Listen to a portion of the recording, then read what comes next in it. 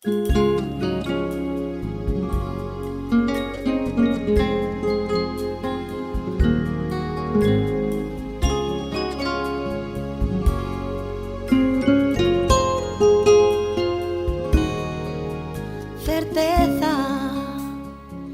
yo sé que mi Cristo vive. En la palabra de Dios, la Biblia, hay un mensaje para ti, para mí y para toda la humanidad. El Evangelio. Certeza, es la razón, la existencia. Un mensaje para ti todas las semanas en este canal de radiodifusión cristiano Luz a las Naciones, un estudio expositivo de la palabra de Dios, edificando sobre el verdadero fundamento de los apóstoles y profetas, siendo la principal piedra del ángulo Jesucristo mismo. Cristo está cerca, es mi certeza. Síguenos en directo o en cualquiera de nuestros canales y recuerda que Dios tiene un mensaje para ti. Ni profundo, ni la muerte ni la vida. Que Dios os bendiga y edifique a través de su palabra. El amor de Dios, certeza, yo sé que mi Cristo vive. Certeza, para Él no hay nada imposible. Certeza, es la razón, la existencia.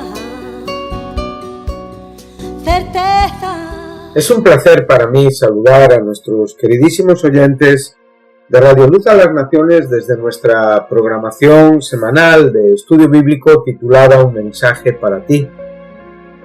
Programa desde el cual compartimos con ustedes estudios expositivos de la palabra de Dios que tienen como objeto la edificación, el alimento, la educación espiritual de nuestras vidas en Cristo, una educación tan necesaria en los tiempos donde vivimos, donde la palabra de Dios tiene que ser cada vez más clara y, como digo, más trascendental en nuestro estilo de vida, ya que vivimos en tiempos muy peligrosos, de los cuales ya los escritores de la Biblia nos han hablado. El propio Jesucristo dejó registradas sus propias palabras: mirad que nadie os engañe. Palabras que repitieron Pablo, Pedro, Juan, palabras que repitieron todos los haliógrafos, ¿verdad? Todos esos escritores inspirados que resuenan con total y absoluta claridad y contundencia en los días de hoy, donde a veces aquello que se nos presenta como cristianismo, como iglesia, como ministros del púlpito, cada vez se muestra como algo absolutamente, insostenible, algo absolutamente incorrecto, inaceptable, deshonroso para la propia palabra de Dios. Por eso es necesario que estudiemos con diligencia, que caminemos con diligencia, que miremos con diligencia como Juan nos decía, para que no perdamos el fruto de nuestro galardón, ¿verdad? Eso nos enseña Juan en su segunda carta, en el verso 8. Dice: mirad por vosotros mismos para que no perdáis el fruto de vuestro trabajo, sino que recibáis galardón completo. Esto es algo muy importante a lo cual debemos de hacer caso. Estamos haciendo un estudio expositivo de la primera carta a los Corintios, la primera epístola de las que se conocen como mayores que el apóstol Pablo escribió desde Éfeso en su tercer viaje misionero a una iglesia que fundó en Grecia en su segundo viaje misionero. Corinto era una población de Grecia en aquel tiempo y sigue siendo hoy. Hemos podido llegar al capítulo 9 de esta epístola y ya vamos a entrar en el tema que nos ocupa, y estamos ocupados en el contexto entre los versículos 1 al 14. En esta primera mitad de este capítulo, tiene 27 versículos, el apóstol Pablo da 5 argumentos para respaldar, ¿verdad?, el derecho a recibir de la Iglesia cariño, soporte financiero y otros asuntos que en cierta manera ellos habían olvidado, no todos, y ellos habían abandonado, pero para su propio detrimento, para su propia pérdida. Como digo, el apóstol se interesa en ellos, no en lo que tenían ellos. Él dice claramente, cuando nosotros leemos, déjenme encontrarlo, en la segunda carta a los Corintios, cuando llegamos al capítulo 12 y en el verso 14, después de que Pablo dice por tercera vez, voy a ir a vosotros, dice claramente, no voy a ser gravoso, no busco lo vuestro, sino que os busco a vosotros. Pues no deben atesorar los hijos para los padres, sino los padres para los hijos. Y yo con el mayor placer gastaré lo mío, y aun yo mismo me gastaré del todo por amor de vuestras almas, aunque amándoos más, sea amado menos. Bueno, aquí podemos ver el genuino, amoroso, absolutamente desinteresado amor de Pablo por esta iglesia. Como digo, él lo que está buscando es que ellos retomen, ¿verdad?, la actitud adecuada y correcta, la comprensión adecuada y correcta, el conocimiento adecuado y correcto, que puedan ver en él ese hombre que puso un fundamento en esa ciudad de Corinto, una ciudad terrible, una ciudad absolutamente pecaminosa en grados extremos. Ahí estaba ese templo de Afrodita o Venus, que tanto la diosa griega como la romana estamos hablando de lo mismo. Era la diosa del amor. Por las calles de Corinto había constante oferta de prostitución por medio de mujeres que rendían culto a esta diosa. El término corintio viene a ser un verbo que en griego significa hacer inmoralidad, fornicar. Esto es algo que tiene que estar presente en la retina, en la memoria espiritual de los creyentes de Corinto, en la memoria espiritual de los creyentes de hoy. Seamos agradecidos para con nuestros ancianos, seamos agradecidos para con nuestros pastores, seamos agradecidos para con todos aquellos que pusieron piedras de fundamento, que han enseñado el Evangelio, que evidentemente no son el fundamento es Jesucristo. La iglesia no la ha inventado nadie. A veces, como digo, escuchamos hablar a personas que parece que han inventado la iglesia. La iglesia no ha sido inventada por nadie.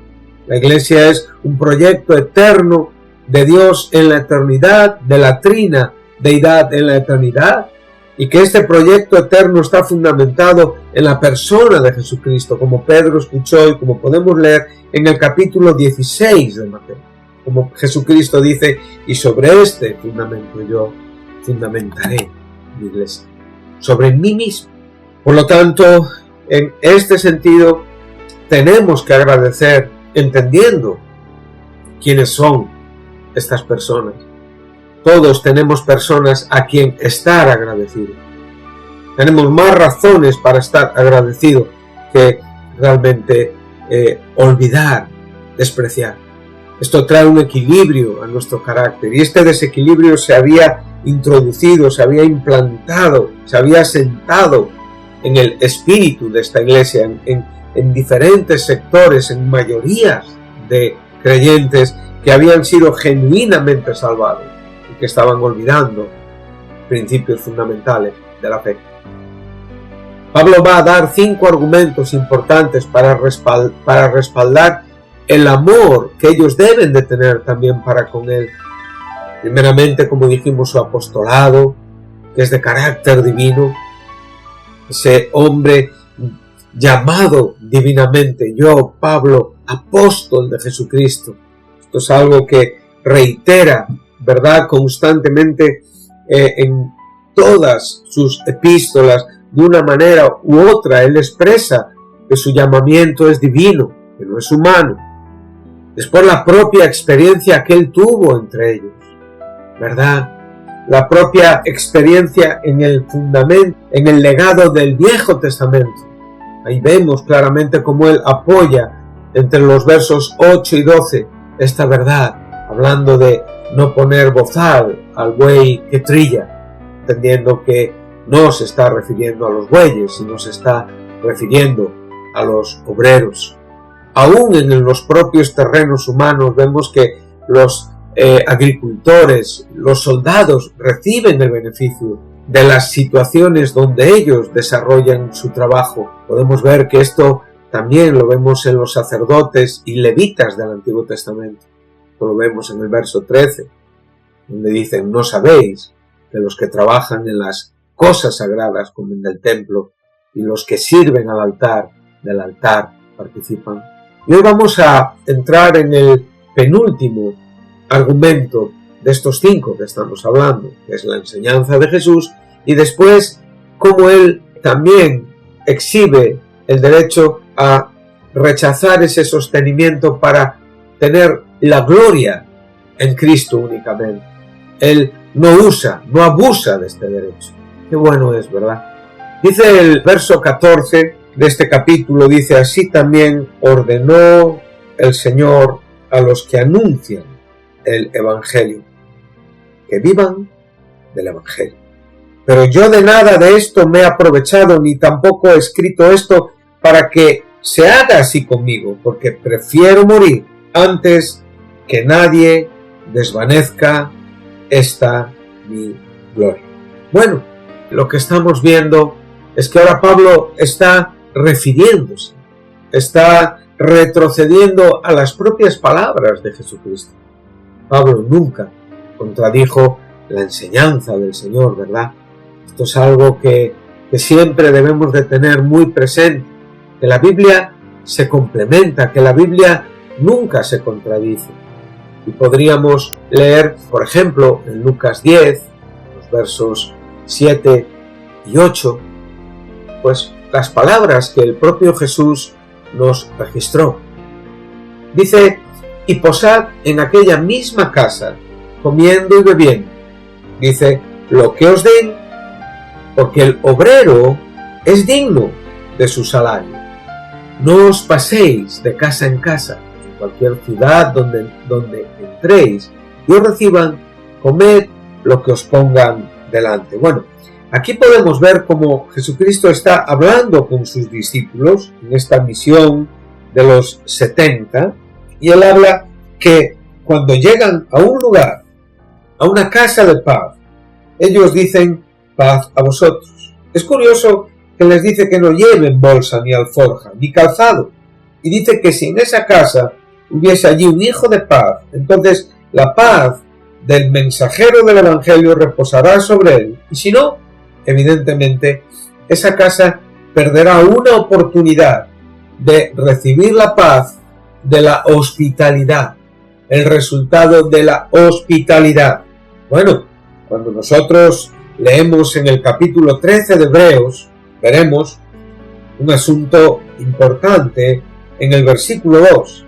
El capítulo 13 de Hebreos es el último capítulo de esta epístola. Dice: permanezca el amor fraternal. Esto es algo que tiene que estar constantemente subsistiendo, viviendo, manifestándose en el corazón de los creyentes. No os olvidéis de la hospitalidad, porque por ella algunos, sin saberlo, hospedaron algo. Recuerdo hace algunos años tuvimos un viaje al continente americano, más concretamente a México, y estuvimos haciendo unas campañas evangelísticas en las montañas de México, y tuvimos unas jornadas muy agotadoras, de mucho trabajo.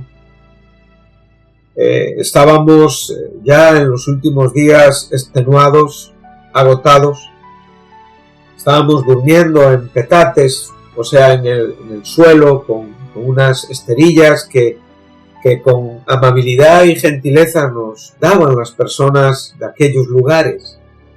Y tuvimos la invitación de un pastor de un lugar cercano que nos había invitado a poder ir a comer y nos daría de dormir, y a la vez nos permitió ministrar en un bar donde acudían grupos de jóvenes surfistas.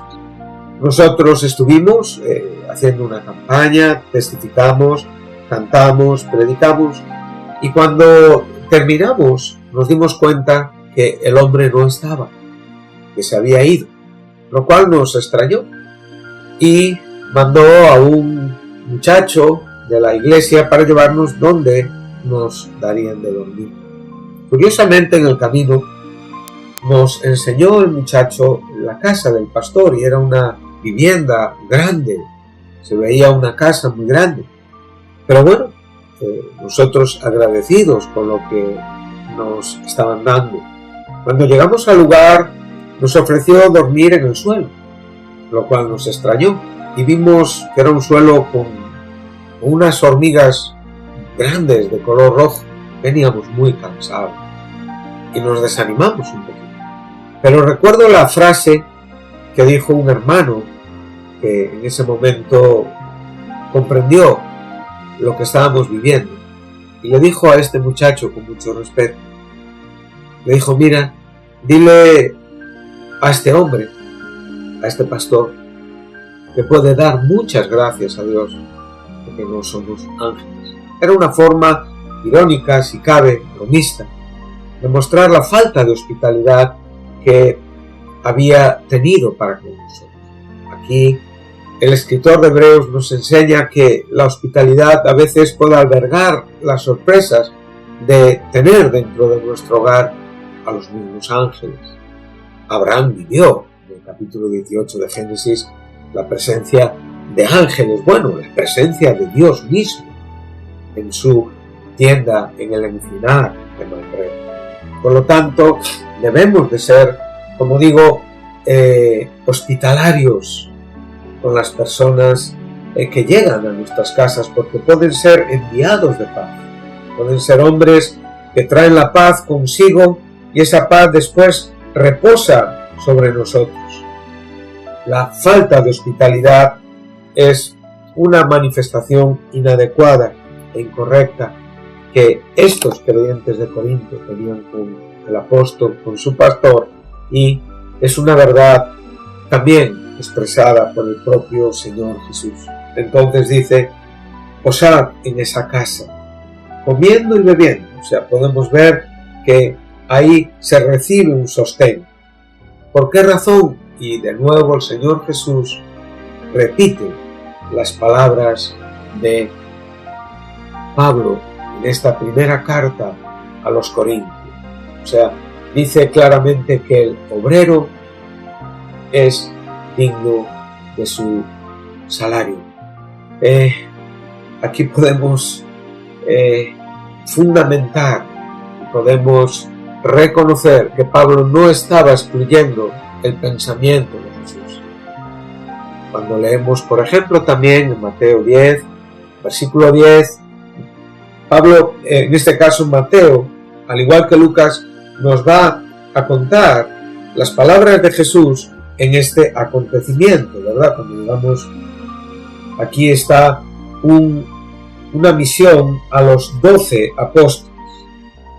Y lo que podemos ver es que él va a repetir lo mismo en la propia boca de Jesucristo.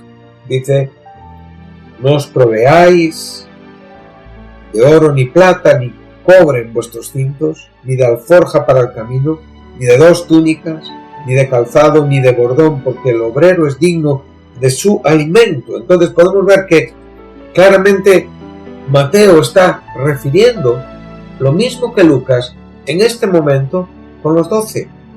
Dice: ¿y por qué razón? Porque el obrero es digno de su alimento. El obrero es digno de su alimento. Lo podemos ver en la primera carta a los Corintios que estamos leyendo en el verso 14 del capítulo 9, y el propio Pablo lo repite en la primera carta a Timoteo, capítulo 5, versículo 18, que ya citamos en programas anteriores, donde es el propio apóstol quien también reitera estas palabras, nos enseña estas palabras en la carta del apóstol Pablo a Timoteo. La Escritura dice: no pondrás bozal al buey que trilla, y digno es el obrero de su salario. Bueno, creo que los corintios no estaban siendo muy justos con su apóstol, con su pastor, ¿verdad? Le tenían bastante descuidado, le tenían bastante olvidado. Por lo tanto, Pablo les está recordando lo que la Escritura dice. Sabemos que ellos no tenían un ejemplar del Nuevo Testamento para leer la carta a los corintios, porque esta carta estaba siendo enviada y la tenían que ver como una carta en sí misma.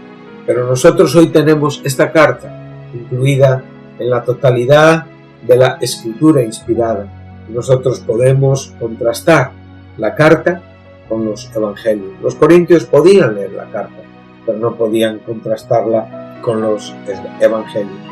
Pero también es verdad que en el cristianismo fueran conocidas las propias palabras del Señor Jesús en un aspecto de carácter oral, expresado, comunicado por los apóstoles y transmitido oralmente a los demás.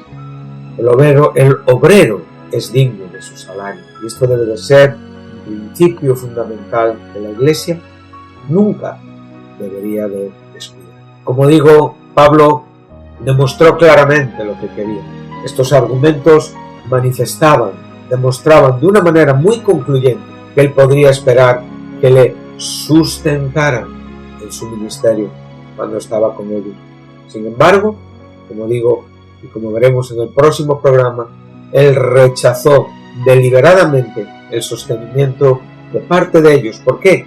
Esto, como digo, lo explicó en la segunda parte de su defensa.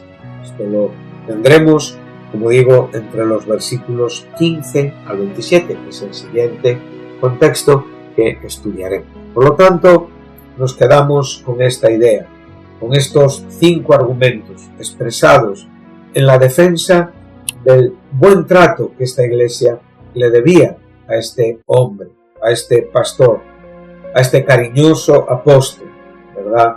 Fundamentada en la verdad bíblica, en las prácticas bíblicas, aún en argumentos que hasta los humanos sin Cristo entienden como normales, ¿verdad? Y por lo tanto, recordemos, no pongamos bozal al buey que trilla, todo obrero es digno de su salario. Que Dios os bendiga, que Dios les bendiga. Espero que haya sido de provecho y que podamos reflexionar y podamos juntos seguir estudiando la Biblia en esta manera, ordenada y expositiva, extrayendo de cada versículo y de cada capítulo ordenadamente la razón y el motivo que Pablo tenía detrás de escribir esta carta. Muchas gracias y les espero la próxima semana. Dios mediante.